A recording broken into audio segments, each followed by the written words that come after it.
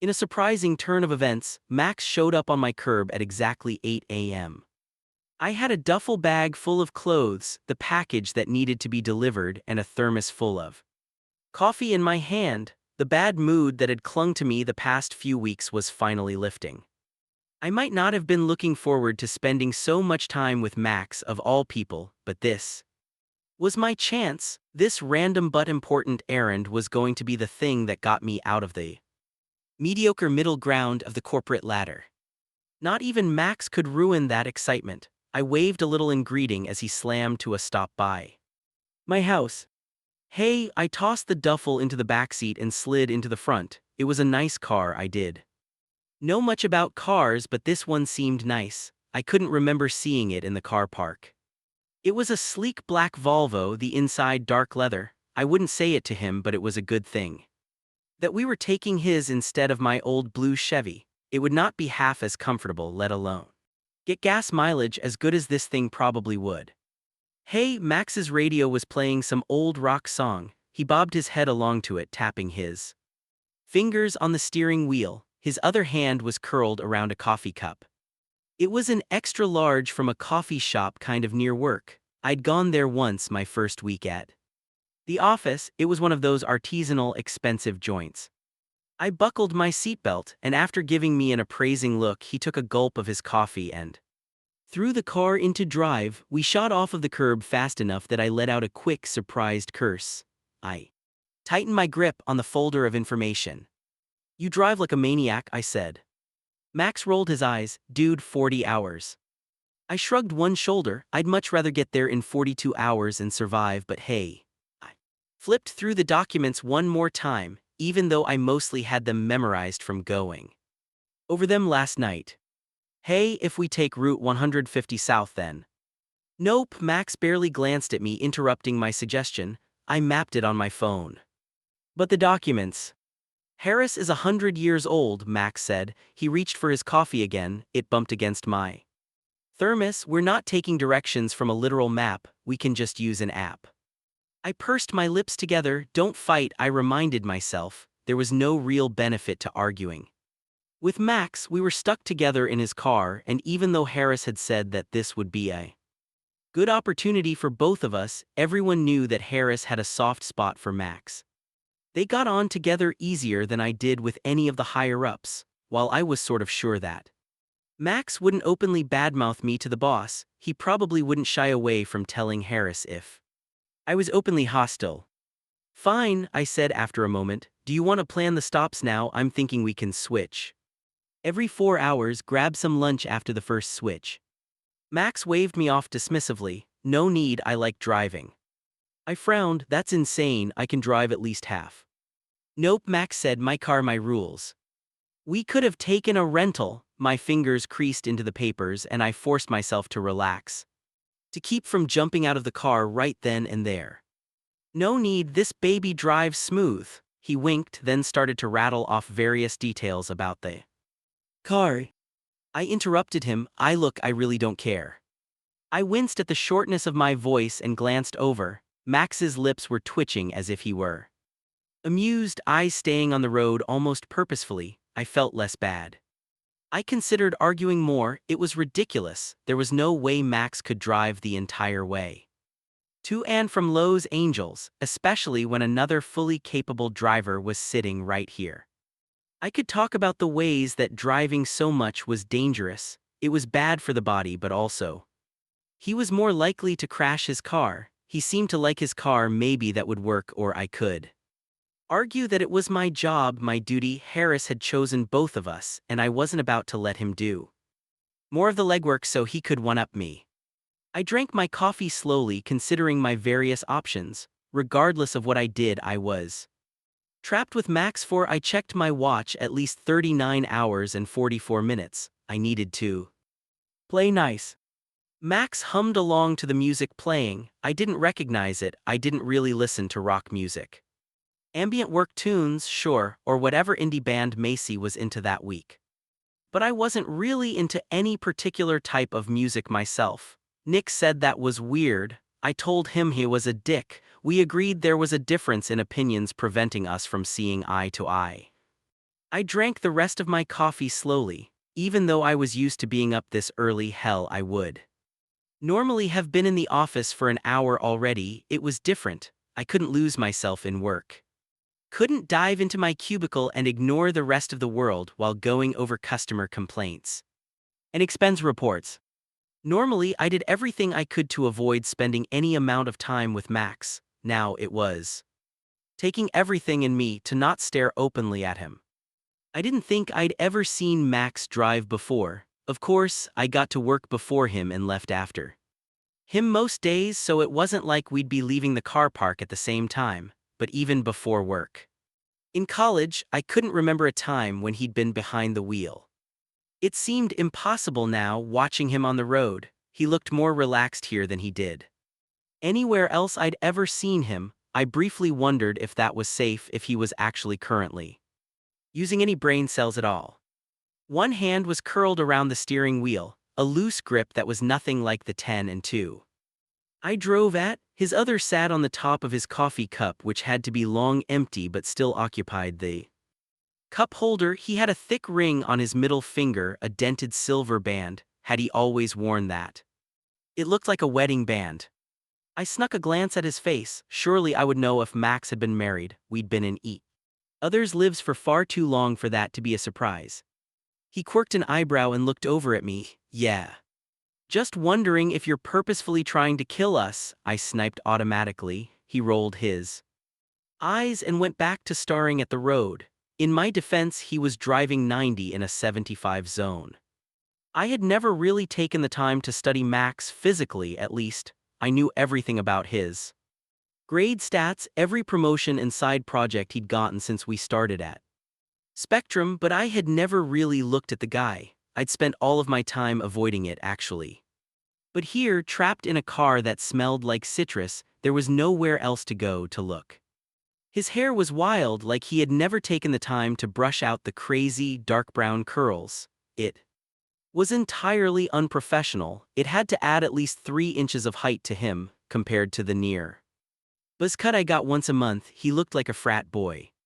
Underneath that unkempt mess, he did have a strong face. His cheekbones were sharp, jaw nearly deadly enough to cut glass. He had really bright blue eyes too. I couldn't see them right now with his gaze focused on the highway in front of us, but I knew they would be an intense blue framed with thick dark lashes and perpetually quirking eyebrows. He had a handsome face. I was sure it had paved the way for the carefree, easy life he led. I pivoted to look out the window. Gripping the thermos tightly in my hands, I tried to shake the thoughts out of my head. I didn't need to be getting distracted by what? By Max's good looks. I was jealous, that was all. I was jealous that everything came so easily to him, that he had never had to work at anything. I ignored him as best I could. We only made it another 30 miles down the road before he was singing loudly to the songs on the radio, grinning as he blared Bon Jovi loudly enough to burst my eardrums. I glared at him, feeling even as I did it how weak it was. You could not be more annoying, I said. Max grinned, winking, and turned the radio up louder. He started to pound on the steering wheel. With his hands, I could feel the beat of the music in my bones. I groaned and ran my hands down my face. Max stopped singing long enough to laugh loudly at me. At noon, we stopped for gas and burgers. We could just eat while we drive, I suggested. Max looked at me like I had suggested we drive off a cliff. Fuck that noise. What, are you kidding? We'll save an hour. We're not bringing food into my baby. If you aren't a good enough driver to eat, I'd be happy to take over. I smiled as nicely as I could. Max pointed his finger at me, glared, and then jabbed the air again before storming past me into the diner. I rolled my eyes and followed him. Hey, I shoved at his shoulder lightly. He spun around with narrowed eyes. You can't just ignore everything I suggest. Oh wow, good point, he said, sarcasm dripping off of his every syllable. But you can't keep suggesting dumb things. It's not dumb for me to drive. I threw my hands up in frustration. A few of the diner patrons turned to look at us. I fought the urge to flip them off. It is, he insisted firmly before turning around and stalking off to a booth. He slid into one side and grabbed a menu, hunching down so it covered his face. I grumbled under my breath about hostile working environments and sat across from him, my foot tapped incessantly against the linoleum floor. I could practically see Max's hackles rise at the sound. But surprisingly, he stayed quiet. I didn't bother to open the menu. The waiter came with a wary look on his face. Welcome to Bobby's." He glanced between us as if we were going to scream at him, I felt. Momentarily guilty for not yelling at Max outside, away from the diner staff. "What can I get you guys?" Max sat the menu down and quirked an eyebrow at me. I was going to shave them off, I really was. "Water to drink and then a hamburger with side salad." The guy scribbled on his menu, "Dressing Italian on the side." Max was looking at me again, his face scrunched up and cocked slightly to the side, as if I were confusing him. The waiter turned to him. "Coke," he said, tearing his eyes away from me to smile politely at the waiter. "And I'll have the Bobby's Burger Special." The waiter nodded. "Do you want that with a fried egg on top, onion rings on the side, or fries?" "How about yes?" Max grinned. The waiter laughed. I felt nauseous just considering it. "All right, I'll get that in for you guys." I kept tapping my foot. Max leaned with his head on his fist, scrutinizing me. I tried not to fidget under his gaze. Something about his steady glare was exactly like Harris's. It made me just as nervous to sit under Max's eye as it did my boss, and that alone ticked me off. I pulled out my phone and scrolled through the text messages I'd gotten so far. One from Grandma, "God bless her," reminding me to check in, signed with her full name. Two from Nick and one from Macy telling me to ignore Nick because she was mad at him. I typed out responses to them. "Is your phone actually on this time?" Heat burned my ears. I glared at my phone but refused to answer him. He chuckled. Our food came fairly quickly. The waiter dropped off our drinks and came back with my burger and salad. It took him 2 trips to bring all of Max's food. His burger was steaming, dripping with grease. I had never seen so much cheese on a single item off food before. He had a plate of onion rings and a bowl of fries, and my stomach hurt just looking at it. "Oh my God," he groaned, tugging the plate closer to him. "This is heaven." "That," I jabbed my fork at him, "is a heart attack waiting to happen." He took a bite, practically unhinging his jaw. I scrunched my nose at him. With much more enthusiasm than was entirely necessary, Max devoured his lunch. He ate with such big bites his cheeks puffed out like a chipmunk. I contemplated the benefits of him dying on this road trip. I'd get time off probably for the trauma, and the promotion would be mine, hands down. He offered me an onion ring. I finished my salad, ignoring him. When we got back on the road, I was pretty sure that Max was going to pass out at the wheel. When I commented on that, he glared at me and turned the music up louder. We stopped for gas once more. I tried my hand at convincing him to let me drive again, but Max threatened to buy me Powerade instead of flavored water, so I gave in and stayed in the passenger seat. I did manage to convince him to change the radio station to something less head-banging hair bands. Max glared at me for that and muttered something about uncultured swines, but at least there wasn't any more REO Speedwagon playing. It was even more difficult now ignoring him than it had been before lunch. His every move seemed to grate against my skin, his every breath loud, pressing against me. I couldn't stop myself from staring at him, from noticing the way his jaw twitched when he was passing someone on the road. His spine straightened when he recognized the song. How my own spine tingled in response to him singing out loud. Even the car's scent, citrus, bright, clean, seemed to pale in comparison to him. His shampoo or something smelled like oak trees and honey maple, a heavy scent that clung to me every time the car turned a little. I wanted to fling the car door open and let the road take me. I was here for work, and yet all I could think about was how aggravating Max was. If there was ever a time to keep my guard up around Max, it was on this trip. I forced myself to lean against the door, closing my eyes, and tried hard to ignore Max. At some point I must have dozed off. I woke up with a sharp jolt. Max yawned loudly. I jumped at the sound, head hitting the window I was leaning against. He laughed and I glared at him. Jerk. Not my fault you're sleeping on the job. The job, I huffed, you won't let me do anything. It's my car, Max slapped his hand on the wheels. He sounded angry but his lips were twitching. Do you ever take anything seriously? He gave me an arched look, as seriously as you. Yes, I crossed my arms. He smiled, nope. I groaned, I wanted to punch him. He winked at me and looked for all the world delighted by my frustration. You're so annoying, I said. He shrugged one shoulder, I sighed, my head was starting to pulse. Can we please pull over for the night? You're going to fall asleep at the wheel. It's only 8 o'clock. Yes, I gritted my teeth, and if we had been switching off like I said, then you wouldn't be so exhausted. I'm not exhausted. Max, I'm going to kill you. Max pursed his lips together. His eyes were bright, laughing at me with just his appeasing look. Then his expression smoothed out and he nodded. Sure man, we're like halfway there anyway. I let out a sigh of relief. If I could just get away from him for a little bit, everything would be fine. We pulled into a motel lot and I practically leapt out of the car. I've got the company card, Max said pointlessly. I knew that, he'd been paying for all the gas. I'll go check us in, then we can grab some food. I nodded, that sounds good. Max smiled at me, offering me a quick salute before walking off toward the motel lobby. I leaned against the car and sighed heavily. Come on, Wilson, I thought to myself, pull yourself together.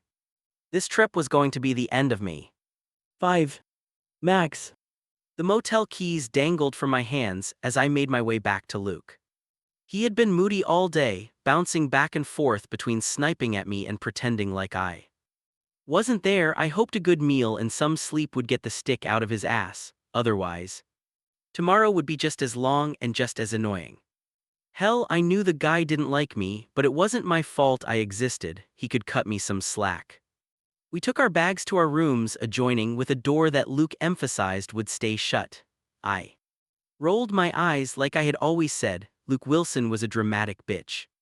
The woman who checked us in said that there was a pizza parlor across the street. I led Luke the way she had pointed and soon enough, we were situated in a booth with a large pepperoni pizza between us. Luke's eyes were huge when he watched me grab my second slice. How the hell are you still hungry? What? I swallowed the hot food and winced. Dude, lunch was 8 hours ago. You ate more at lunch than I do in a week. He was still staring at me incredulously. Oh right, I forgot you're trying to keep your slim figure. I winked at him, his face seemed torn between scowling and blushing sheepishly. I fought the urge to laugh by taking another bite. I ate slowly, trying to see how many slices I could get through before Luke threw in the towel and started to make fun of me again. It was entertaining at least to see him squirm. I'd noticed the looks all day, of course, the confused ones, the sharp ones. He'd been unable to keep his eyes off of me most of the time. Normally Luke stared at me like I was the scum beneath his shoe. Now he was looking at me warily like I was something dangerous. I'd always assumed that Luke was straight. He never seemed interested in any of the guys during college, even though everyone was experimenting and coming out. I racked my brain to try and remember if he had ever dated anyone, male or female. He hung out with that guy Nick a lot, but Nick had been with his girlfriend Mary, Margit, since before I had even known him. I doubted that a goody-goody like Luke would be a cheater. Ah. The moral implications, the guilt. The looks that Luke had been giving me in the car were a little bit like he wanted to jump my bones, but maybe for Luke that look meant he wanted to break my bones. It wasn't a far leap. He was not the most considerate guy I'd ever met. He was quiet as we ate. I couldn't think of a thing to say to him besides, "Are you planning on killing me?" And I figured that would really make things awkward. I threw another slice of pizza on his plate when I grabbed my third. He opened his mouth to protest but narrowed his eyes and stayed quiet instead. You must have the world's smallest stomach.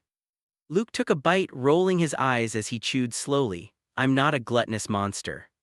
Sure, I leaned against the back of the vinyl booth grabbing my cup. I sucked from the straw and considered the way that Luke was avoiding my eyes. So, what do you think the mystery package is? Luke frowned, none of my business. Boring-ass follower, I thought. We could always open it, it's not even sealed. No, Luke shook his head. I tapped my fingers against the top of the booth. Okay, well, what do you think the promotion is? Luke sighed and gave me a hard look. I ran my fingers through my hair, trying to crush the angry frustration that was building at his complete reluctance to speak. He cleared his throat and wadded up his napkin, throwing it against the table. Give me the credit card. What's? I cocked my head. Luke took a deep breath. I'm going to go pay, he said slowly, like he wasn't sure if I could follow, but I need the company card first. Give it. I huffed but grabbed the card from my wallet and tossed it to him. He caught it easily and gave me a mocking smile and thanks. I grabbed another slice of pizza and bit off the crust, glaring at him as he made his way to the counter. Dick. He could at least pretend to not hate my guts. We were stuck on this trip for at least another 3 days, and if Luke kept hurling angry glares at me, I was going to punch him. I was a nice guy. I was happy to make small talk and pleasantries. Hell, I'd be Luke's friend if he stopped being an asshole. I never turned him into the company's CEO when he was late, and I'd only ever eaten his lunch from the office kitchen once, and I'd even felt bad about it. This guy could put in 1% of the effort I did, and I'd be happy as a clam. But nope, he came back to the table already glaring. He had a to-go box and a doggy bag and started to load up the leftovers. He shoved it at me, for when you inevitably get hungry again. I'm growing, I quipped. Luke gave me a once-over and shrugged, much like a child. Fuck off, thanks. Luke scoffed. He grabbed his jacket and without giving me a half-second to follow left the parlor. I scrambled out of my seat and followed. Such a dick. Ugh. Even though we'd been driving all day, I wasn't the least bit tired when I got back to my motel room. I had unused energy buzzing beneath my skin, begging me to not have the absolute most boring day possible. Unfortunately, the motel had 5 channels and a questionable-looking bedspread. My options were limited by more than just energy levels. It took everything in me to not think constantly about Luke, and even everything didn't help that much. Every 3 thoughts, my mind would rotate back to Luke's careful disdain and casual disinterest, and I'd be just as mad as I had been. I took a shower, changing into sweatpants and a t-shirt. I brushed my teeth, then ended up eating more pizza and then brushed my teeth again. I mapped the road we'd be taking tomorrow and looked at diners along the way that promised the world's best pie. I even tried to watch baseball. Nothing helped. And baseball was really fucking boring. I didn't like it, never had. I hated the entire concept of baseball, even live. It was arguably the worst sporting event imaginable. I didn't even know why I was trying to watch it now, in this crappy budget motel. Except I also knew exactly why I was watching baseball. I called Stella on the phone. She answered after a half-dozen rings. Bitch, it's 5:30 in the morning. I winced. Sorry. I'm going to fucking kill you. Can't do that till you get back, I said. She huffed loudly. The hell you want? I felt my face heat up. It seemed dumb now. I'm watching baseball. Stella was quiet for a beat, and then there was the shuffling of blankets. Haven't done that in a while. I know. I watched as the pitcher threw the ball. God, this was a terrible game. My chest ached. What's got you thinking of him? Stella knew better than to say his name. Jeremy. When I was 17, my then boyfriend had loved baseball. He was the captain of our school team, the only openly gay boy in the entire high school, and somehow still the most popular guy in the entire tri-state area. I'd always hated baseball, but I would watch it every week for him. Jeremy had died in a car accident a month before our 1-year anniversary. God, I missed him sometimes. It had been a long time, years and years, a lifetime ago, but sometimes I just missed him, or missed how I remembered him, missed being really known by someone, missed having someone want me to come back. I can be there in like 20 hours. No, I said quickly, trying to keep Stella from jumping on a plane. I'm fine. Did a lot of driving today? She asked. I shrugged. Yeah, but I still do drive. Not often, she said gently. I swallowed around a lump in my throat and ignored it, pivoting the conversation. I didn't call to Talk about Jeremy, I called to talk about how annoying Luke is. This guy gets to me. He as in boring ass suckapork guy. I think that's his given Christian name. Shut up, you're on your work trip, right? Yeah, I shrugged even though she couldn't see me. I'm just mad. And when you're mad, you like to wallow, Stella said knowingly. I protested anyway, I'm not wallowing.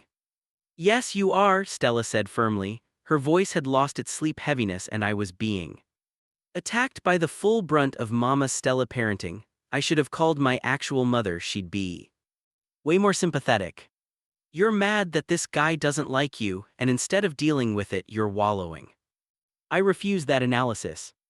Non-refundable, she said. Look, I get it, it's almost the anniversary and this guy reminds you that you're a dick. Hey, I'm not the dick in this situation. Kind of are. I'm sad about my dead ex-boyfriend, can't you be nice?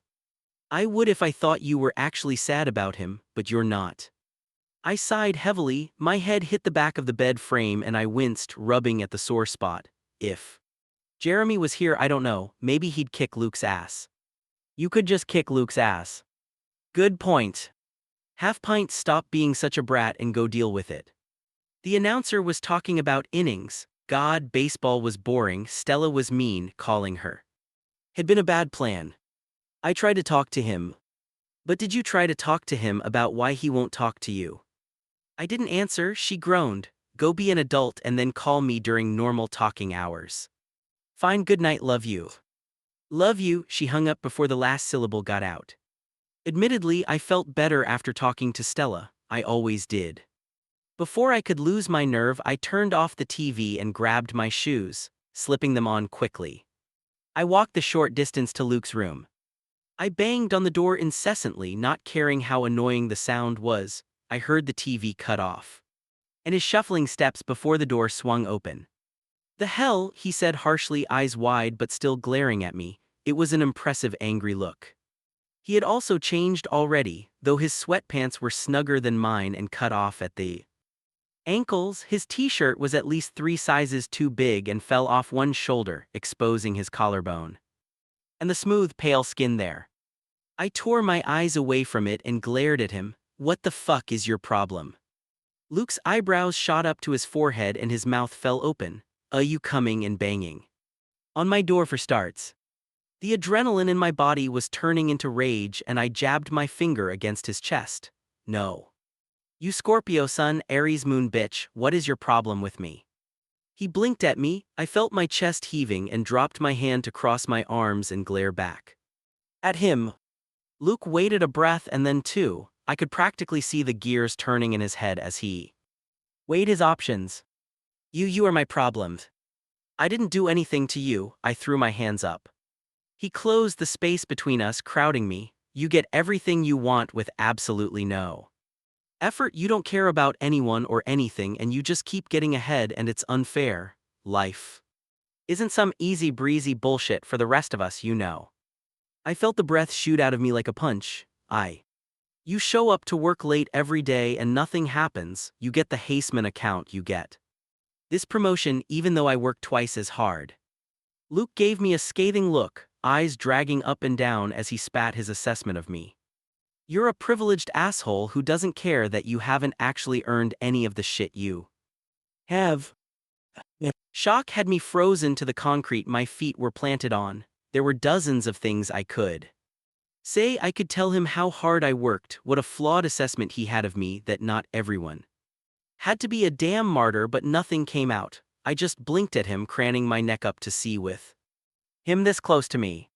I took a half step backward and considered just fleeing, calling Uncle Harris and telling him that nope, this was not going to work, he needed to just send a damn courier like a normal company.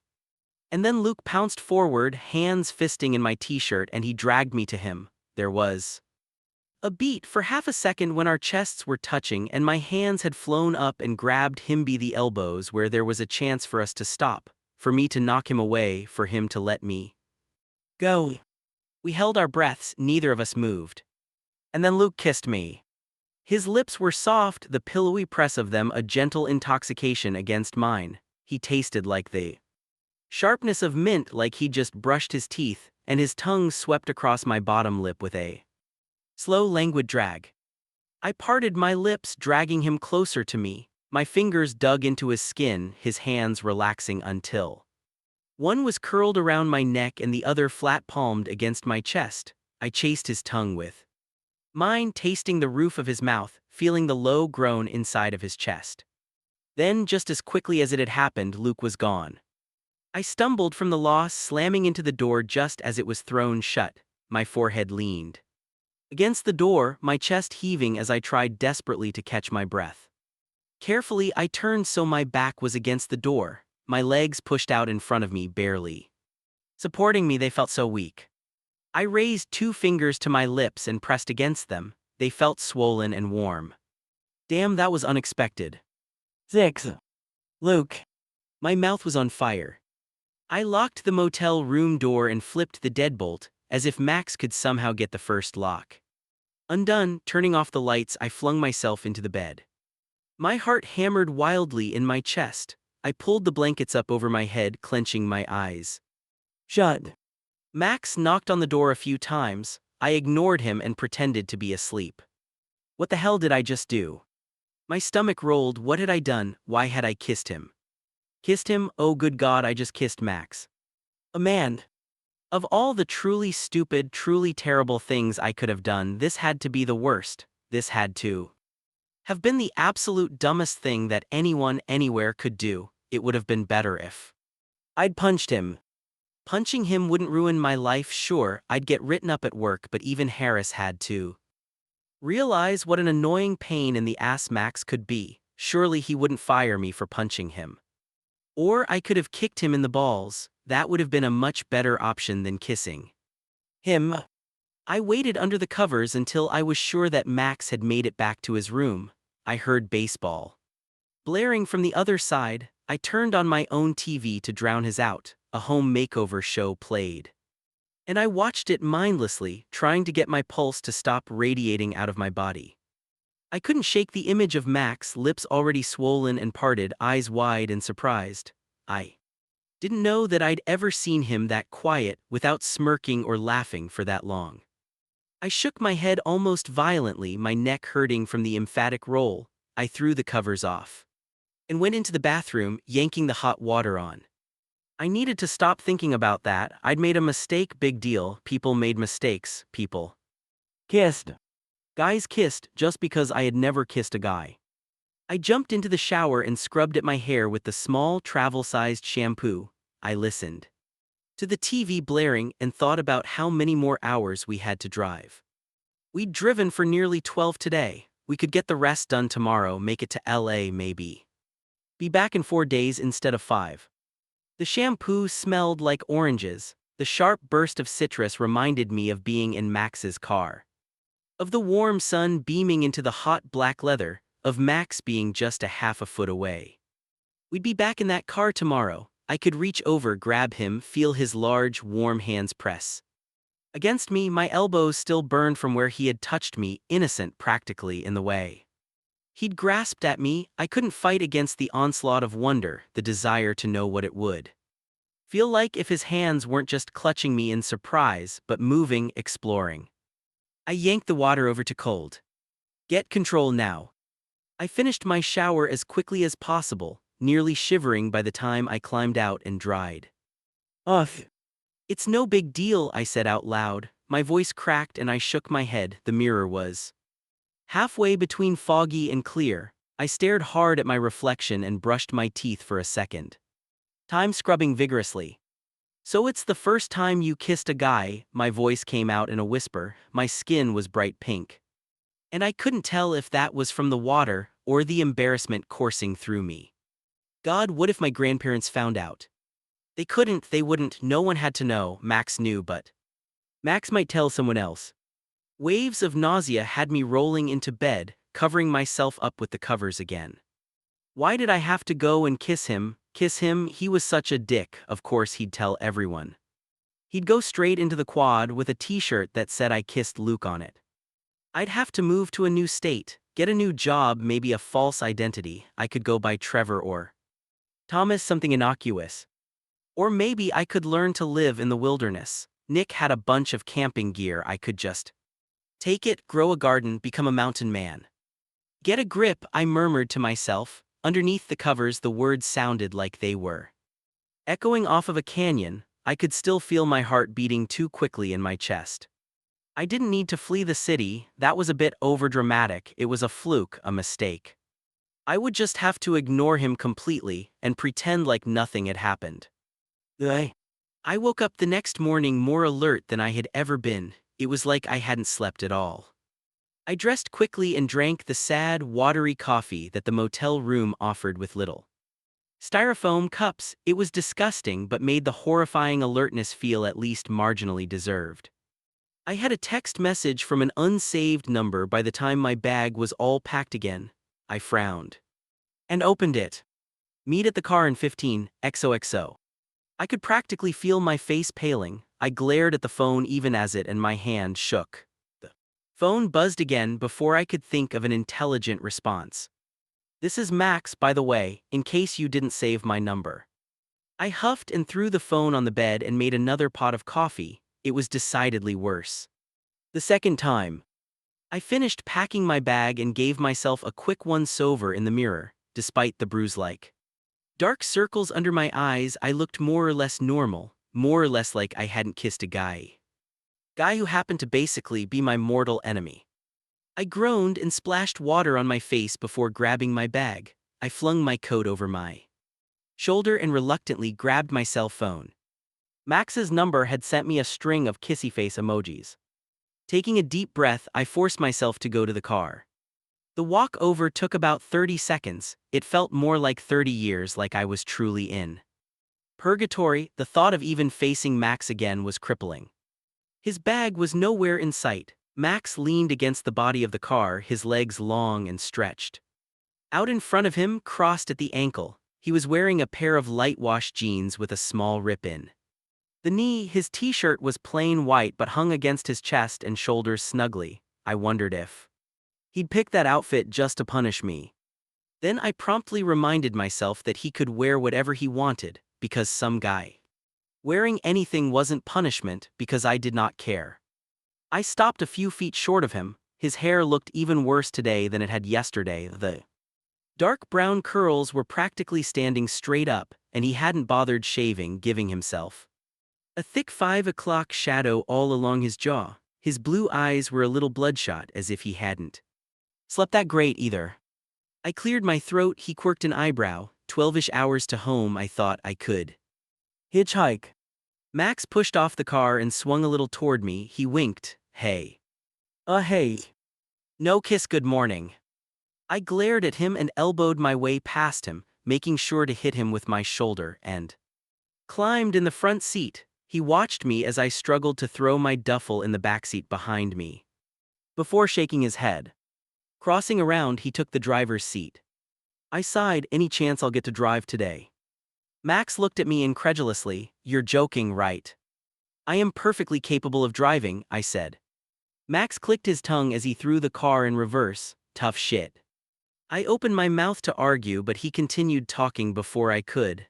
Do you want coffee? I'm stopping for coffee. I'd already had 2. I nodded anyway. We swung through a Starbucks and Max pulled the car to an idled stop, tilting his head at me as he stared at the menu. What's your poison? Just a plain black. I squinted at the menu.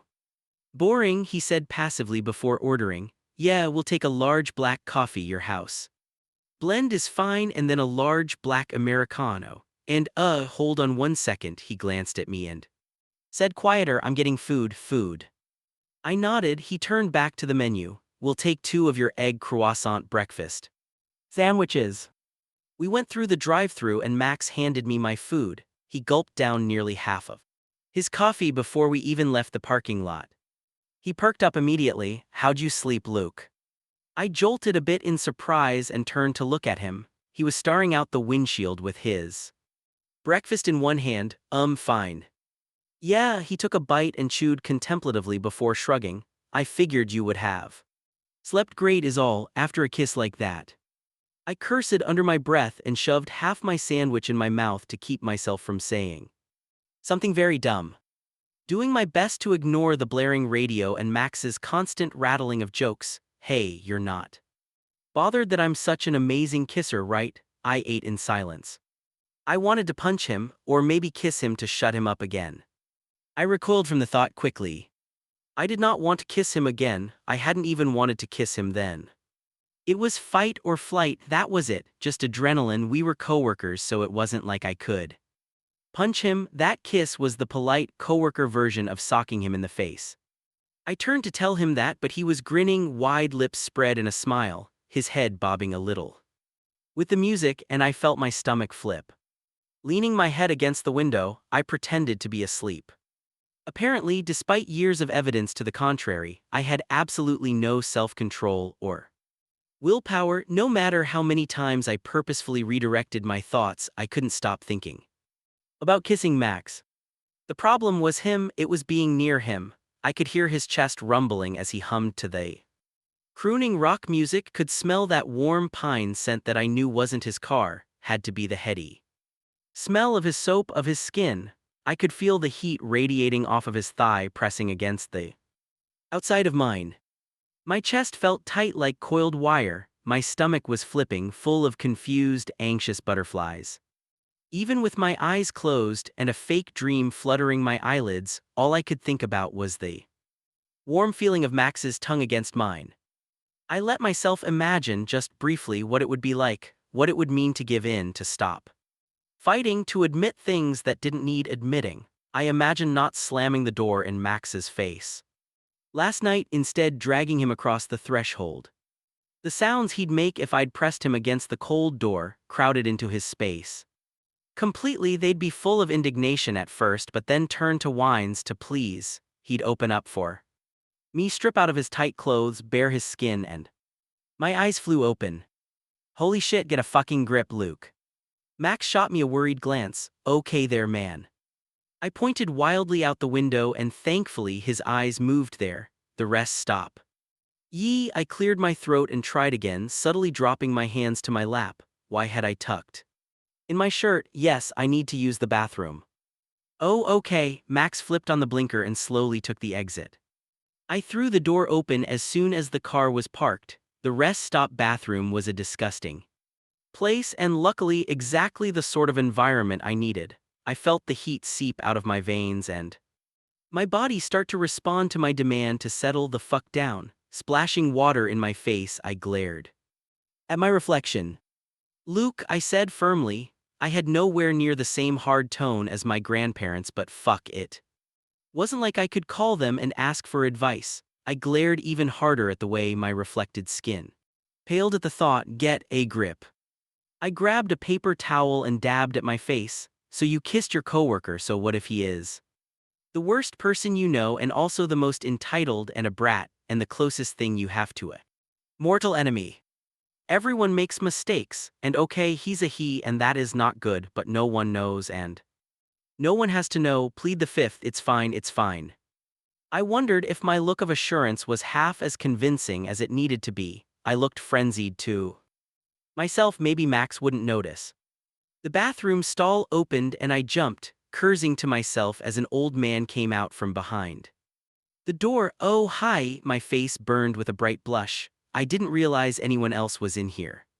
The man hummed a little in response, but otherwise didn't say anything. He crossed over to the sink and I quickly jumped out of the way, blushing. You know, the man said, running his hands underneath the flowing faucet, you could stand to take a little advice from someone who's been around the block once or twice.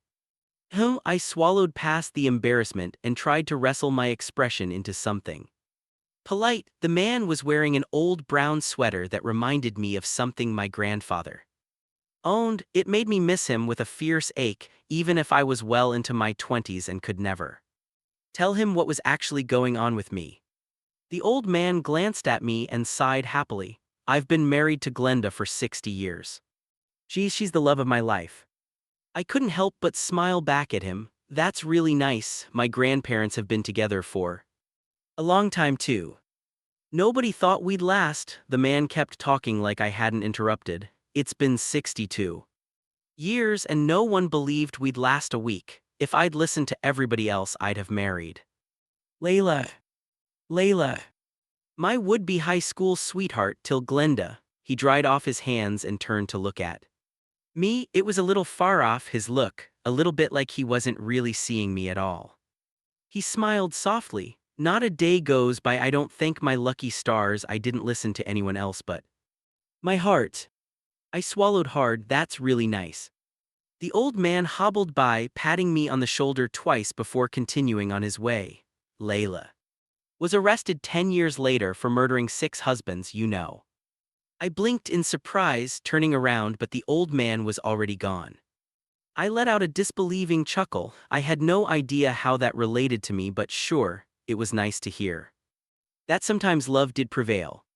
I used the toilet quickly and washed up before heading back to the car. Max was leaning over the top, his head propped up on his hands. He straightened up when I walked over. "Ah, you survived." I'm glad.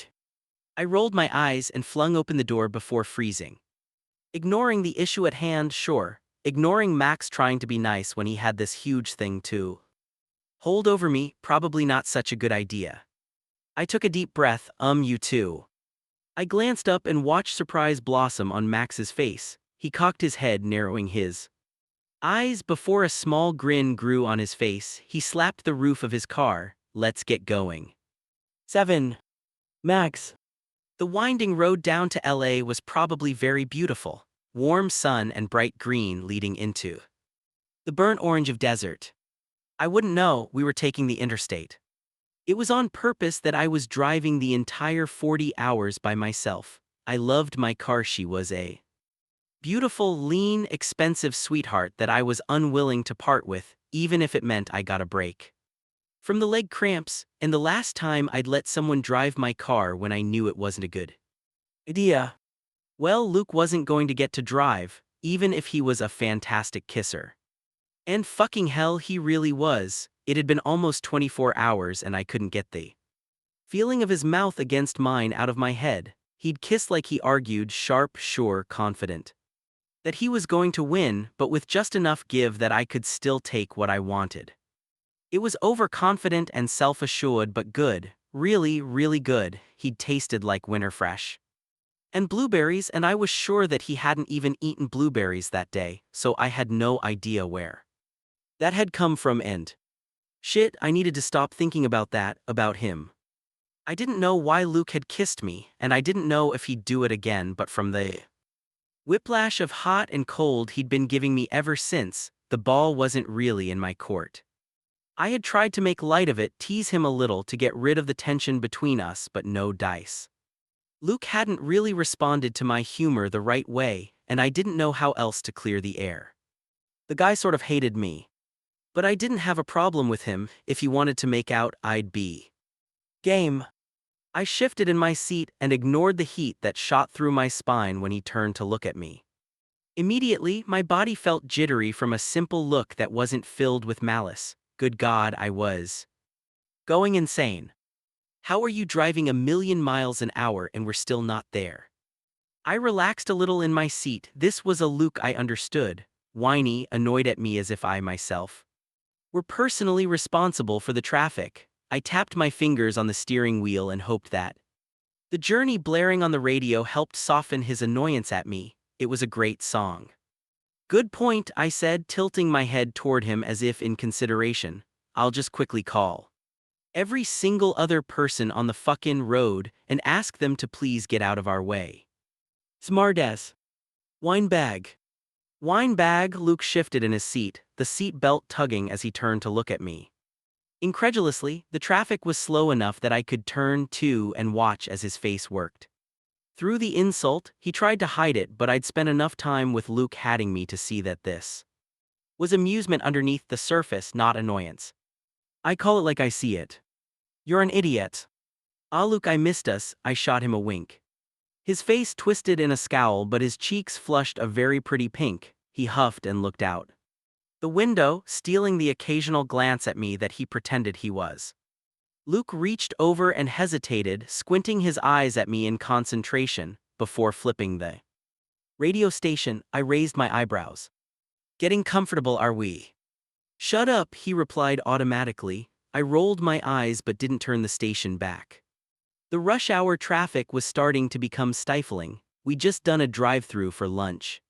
Sure that we'd be able to get to LA today, but now it seemed more likely that we'd just shrivel up and die here on the horrible freeway. I tapped my thumbs on the steering wheel and watched Luke out of the corner of my eye.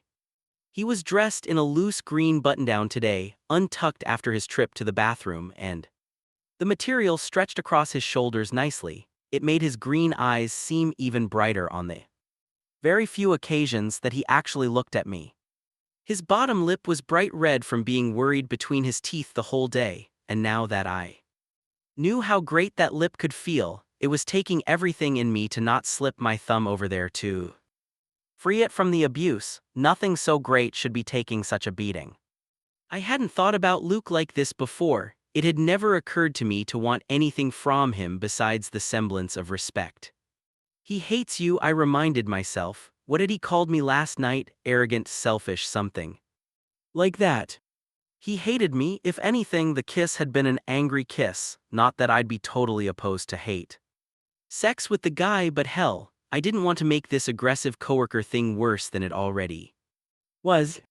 The traffic slowed again. We were at a standstill and I sighed, letting my head fall back on the seat. I let go of the steering wheel and stretched out my hands, the fingers clenching and unclenching. This would be easier on you if you let me drive, Luke said. I cracked an eye open and gave him my best unimpressed look. He shrugged one shoulder and I closed my eyes again. The warm sun beat in through the windshield. My thoughts ran in a circle, asking again and again, why did he kiss me?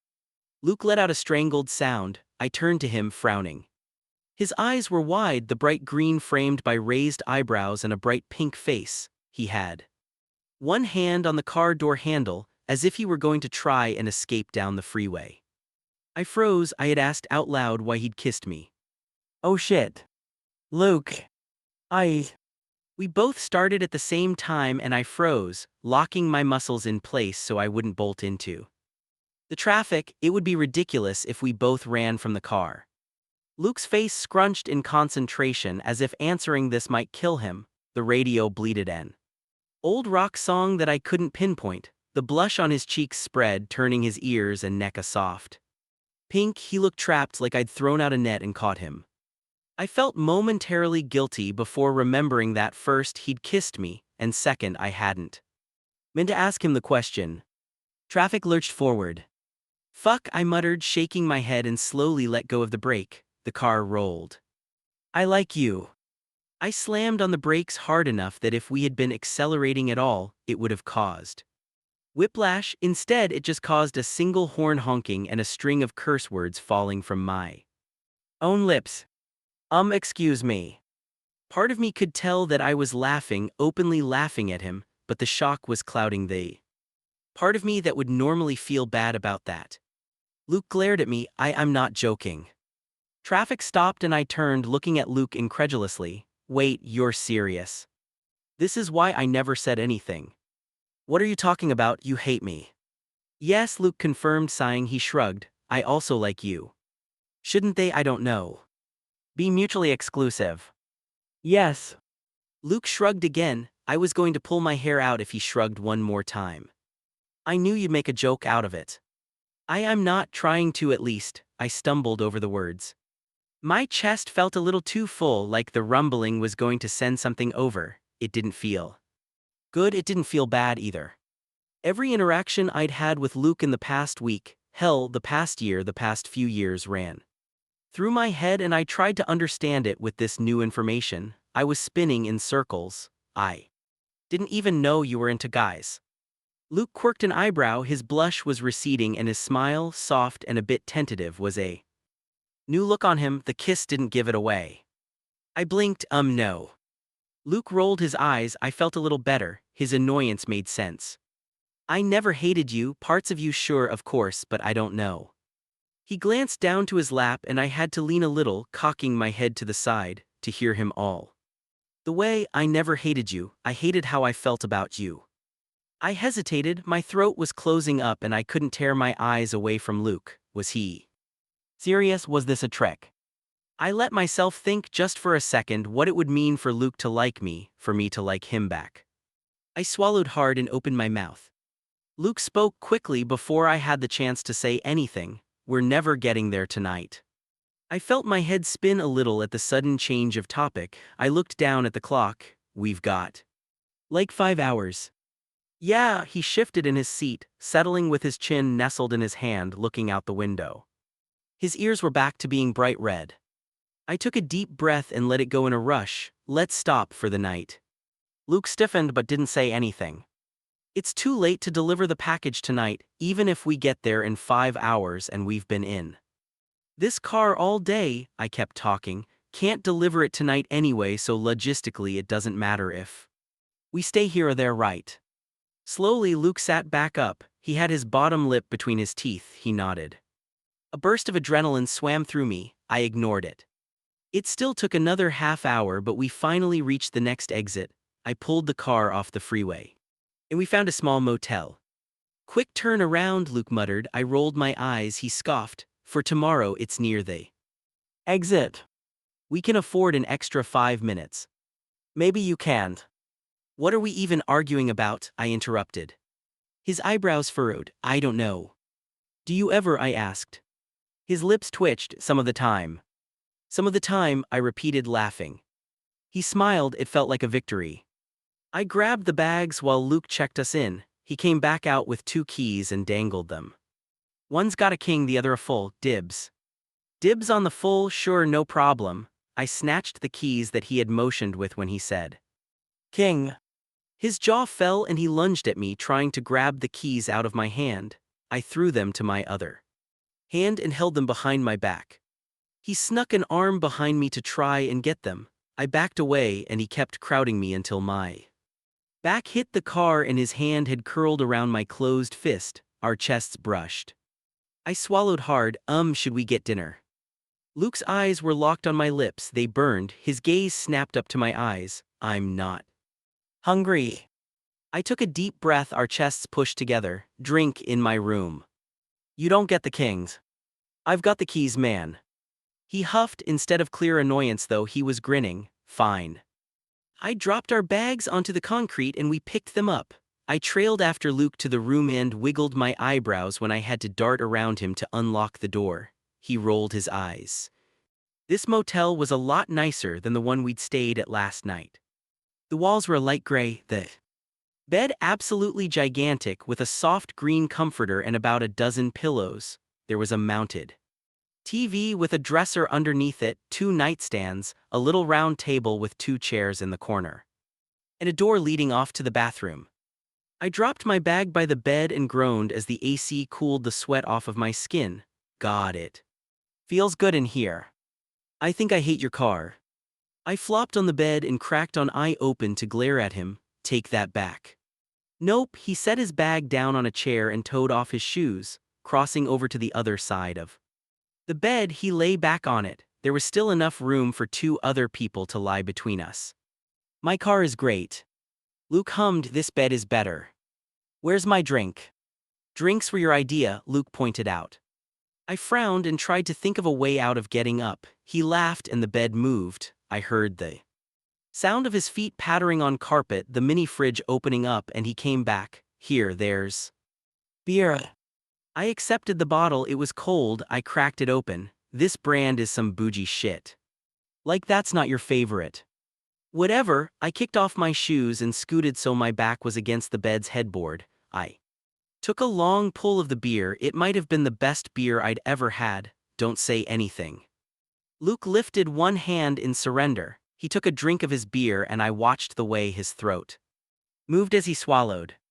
I looked away. So. He clicked his tongue. So. Luke had himself halfway propped up, his elbow digging into the bedding. His beer dangled from his hand almost precariously. This is, Luke struggled to find the word. I smirked, awkward. He glared at me. It's nice. God damn me, but I felt my smile soften. Aw hell it is. Luke stretched out and let his head fall. He held the beer a half a foot above him. I laughed. You afraid of spilling that? Yes, of course this is. He looked at me, eyes focused. My bed. I tossed my head back, the laughter rumbling from my chest. I've said it before and I'll say it Again, you're a Scorpio bitch. Luke laughed, the sound startling both of us. I grinned, he shook his head at me. Max, I do. Even know what that means. I scooted down the bed, lifting my beer up exaggeratedly high to mock him, and then lay back so. We were lying next to each other. I turned to look at him. I know, that's what makes it so funny. Do you just look for any opportunity to make fun of me? Luke turned his head. Our faces were inches from each other now. Our beers still were hovering in the air. I swallowed hard. I could see the splattering of freckles across the bridge of his nose and his forehead. His lips were the oddest color, not quite pink but not all the way red. I was sure that no other man had lips as pretty. Max. I blinked, swallowed again. Right, yes. Yes. Making fun of you, yes. Oh. I licked my lips. Luke's eyes fell to them immediately. Can I? Max, I. We both froze. And then just as suddenly, we unfroze. Luke's lips were on mine, or maybe I was the one to move first and it was my lips on his. It was desperate, harder than our first kiss. That had been a shock, the surprise keeping me mostly separate from the kiss. Now I was hyperpresent. I bit at his lush bottom lip until he opened his mouth, a soft groan coming from his throat, and the intoxicating taste of blueberries and beer spilled onto my tongue. My chest rumbled. I moved to roll over the top of him. A splash of my beer spilled and we pulled apart from each other quickly, cursing. Fuck, my voice was already wrecked. I blinked down at him. He smiled up at me, eyes glossy. We should probably set these down. I snatched Luke's beer from his hands and leaned over him, putting one knee on either side of his hips to reach over the edge of the bed and set the beers on the floor. From this angle, Luke was spread out beneath me. His hands had flown up and settled on my thighs, very lightly touching me. His lips were parted and his eyes were wide and locked on mine. I lowered my head and captured his lips. He kissed me softly, the rolling of his lips a gentle pressure against mine. His bottom lip slid between mine and my tongue grazed it. He moaned, a sound that went straight from his throat into my mouth, and then I crowded him completely. I braced myself on my right forearm against the bed, my left hand tugging at his short blonde hair. Our mouths opened and the kiss deepened, Luke licking his way into my mouth while his fingernails dug into my fleshy thighs. Fucking hell, I groaned, pulling back to inhale greedily. My chest was heaving, my fingers cramping from the tight grip I had on Luke's hair. He was breathing just as heavily. Carefully, he maneuvered us so that he was leaning up on his elbows and I was not quite as sprawled on top of him. His eyes raked across me, his gaze was a physical touch. Every place he looked felt like it was on fire, a heat so intense I couldn't stop myself from closing the space between us to kiss him again. I bit at his bottom lip once more and he gasped, throwing his head back, his hips twitching up. I cursed and moved to his neck, biting and kissing over the exposed skin. I nipped at his jawline, then licked over it quickly.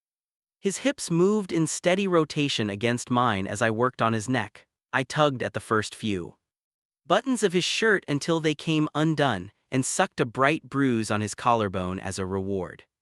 Oh God, fuck, Luke muttered, his body twitching at my ministrations. Grinning, I kissed the red spot gently.